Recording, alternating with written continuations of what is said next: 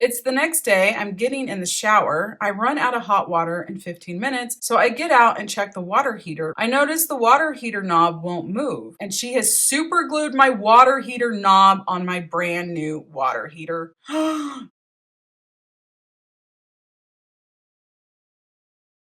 Hello, my witches and warlocks. Sick and tired here. Today we are reading more viewer submissions. We actually have 5 of them today because they're not as long. They're a little bit shorter, but they are still they are still packed with parental craziness. If you would like to share your story of your own crazy parent, you can email me at samanthafisher1984@gmail.com and we will discuss. And just a quick thank you to all of those who are brave enough to send their stories in. Hello, just call me Night, please. We love the nighttime around here. All of this is really just venting random stories for a preface. Is it preface or preface? It's preface, right? It's gonna be a list, kinda. First, the smallish thing is the house I grew up in was very messy and all of that delightful stuff. So I never really knew how to clean. So randomly, I'd get bouts of motivation to clean, and I had one of these bouts and I was bringing down plates, and I remember her, I'm assuming mom, calling me under her breath, pig. So that's one thing. Oh, that's nice. Another to start, we had 3 cats, 2 male, 1 female, and kittens were had, causing the males to fight. And one of them, Bo, got injured. And my mom was one of those who would say something about interrupting phone calls, that if no one was dying or bleeding, not to interrupt. So me, around 13 years old, panicking because I just found out my cat was bleeding and unsure how bad it was, ran down the stairs yelling that he was injured. And she thought that was funny for some reason. The amount of stories we have on here of people mistreating animals is really gross. But I guess, if they're mistreating their kids, animals wouldn't be far behind. This is just an extra, but the fact I had cradle cap since I barely knew how to take care of myself mentally, let alone physically. So I barely washed my hair and ended up with cradle cap at 14. To have it at 14, that's, I don't even know. Is that cradle cap or is that just severe dandruff? That's really sad. I'm so sorry. This was more just a rant about a neglectful and slightly mentally abusive mom, but I wanted to tell someone, so thank you for reading. Night. Well, you are very welcome. And I'm very sorry. And you didn't really say where you're at now, so hopefully you're doing good. Hopefully you're away from the crazy. I'm sick and tired. Well, hello everyone. I am 23, non-binary, and my partner is 23, male. Both full-time students in uni, and I work. His dad has been dating a woman on and off for 3 years. Let's call her Leech. I'm assuming that name's gonna come into play for some reason. Partner's mom passed when he was young, and his dad has only had extremely volatile relationships since, with the latest being Leech. His dad has said he has no intention of marrying her and constantly complains about how stupid and annoying she is, and that he can't be around her any more than a day at a time. That sounds like a very healthy relationship. Major context, partner's dad is disabled due to his spine literally falling apart. He was functionally beheaded when the neck breaks, but the head is attached to the body. What? What does that mean? That means the neck is broken inside. It's not connected to the spinal cord anymore? No, this says functional or pathophysiological. Did I say that right? Decapitation, according to some authors, refers to brain death. Isn't brain death like if you're on a machine or something, right? That's keeping you alive and they take you off. Isn't that brain death?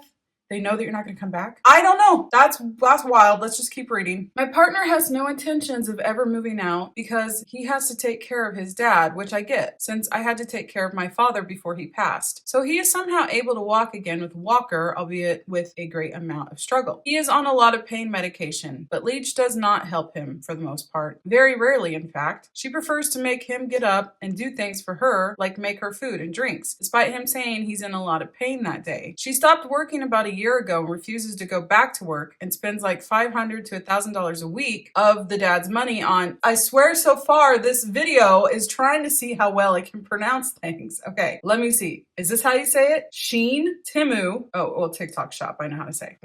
She treats my partner and I like her little servants and demands we go out and do all the errands despite her being able to drive. His dad has 2 cars, but he can't drive anymore. Right, because his head fell off. If we make any mistakes, we get lectured and basically told we're stupid and useless. She says it exactly that way to me alone, but my partner believes me. I am autistic and he is AUDHD. Okay, now we gotta look up what that is. Oh, okay, so it means when you have autism and ADHD. Okay. Oh my gosh, I always learn so much every day. So we often struggle with performing certain tasks or often forget one or two things during grocery runs, since she always calls us multiple times to add random stuff to the list while we're at the store. Well, I mean, I would probably forget too if she's doing that. We had a blow up about 6 months ago when she was bitching at me for not doing the dishes and called me a useless cow.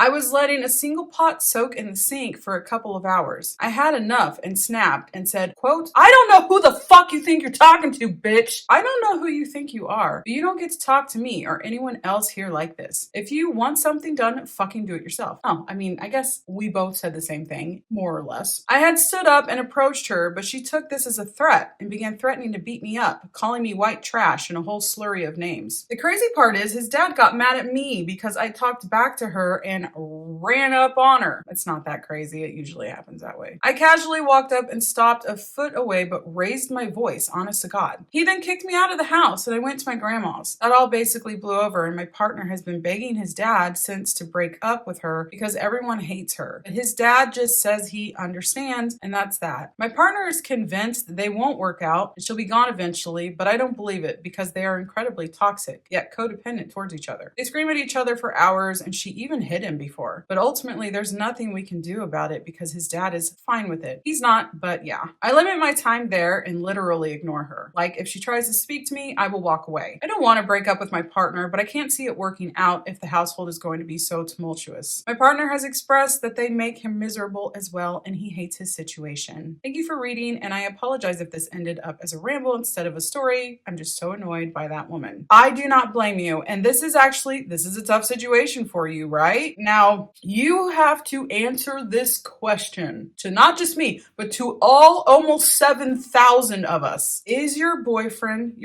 right? Did you say your boyfriend or your partner? Your partner. Is your partner worth all of that? And staying with that. I don't want to say that it's not worth it to stay with somebody if their family is toxic and bad like this, but ultimately it comes down to you and your happiness. And if you can't handle this, which is fine, I don't think I could either, then it might be time to cut your losses and just walk away. I don't know, you guys. Maybe once I'm there with my parents, I'll understand a little bit more. But right now, you're asking me right now, I would say my happiness comes first. And partner, either you come with me or I'm going, because you are way too young to have to be worrying about that right now. I hope I don't sound too harsh. I just want you to be happy. I want you both to be happy. Anyway, what do you guys think? You know what to do. Down below. Hi, I felt like finally sending you an email about my story with an abusive mother. Also, you can share my story, I don't mind. This is written while I'm half asleep, by the way, so sorry for poor grammar and such. Oh, you guys know how I feel about poor grammar, says the girl who can barely read today. First thing to know is that currently I don't live with her anymore. Haven't since 2018. Hurrah! I live with my grandparents and my dad, so I'm safe. Second thing is that I don't have any confirmation, but I'm pretty sure my mother has BPD on attachment issues. I-14GF. 14GF. What does that mean? I'm assuming some sort of female? Are you a good female? I don't like the word female. I don't know.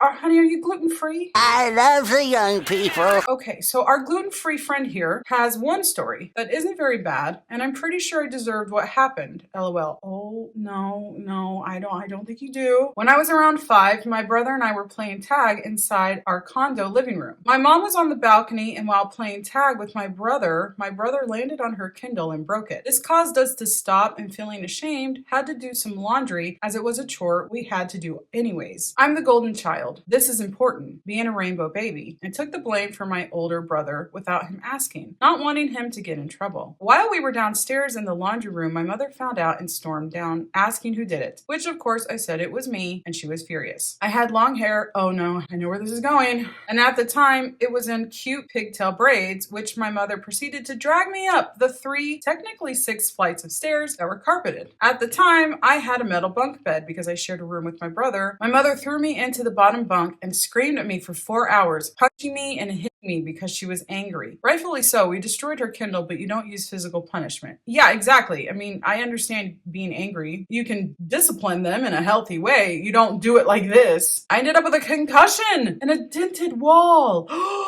Like legit, a concussion? Aren't concussions like really serious? You like can't go to sleep or anything, right? That's really dangerous. She ended up hugging me and my brother made me hot chocolate afterwards. She always did this after she'd hit me. I have many more stories if you'd like to hear them. Okay, wait. So your mom abused you so bad, you got a concussion, and then you guys turned around and had hot chocolate? Am I the only one that's like flabbergasted here? That must have been horribly confusing as a child. Did she take you to the hospital for your concussion? Those are very dangerous. Well, I am really, really glad that you don't live there anymore and you're not around her. We had an ant problem at my house, which my mother-in-law moved into because she was struggling and was raising our nephew. The Raid had a very distinct smell. Okay, Raid, like, yeah, the spray stuff that you spray to get rid of ants. Not like the Raid in Minecraft. I kept my favorite snack in the community cabinet because sharing is caring. It was normal to smell Raid in our kitchen at times because duh, ants. I'm snacking on my favorite snacky snack that only myself and let's call her Darla, mother-in-law, eat. Weird taste. I then become deathly ill. I noticed the bag is still sitting in my cabinet a couple days later and normally would be gone if she noticed. I pick the bag up and the smell of Raid permeates the room. I know she sprayed the can of Raid in my food. I just know, okay, but I cannot prove it.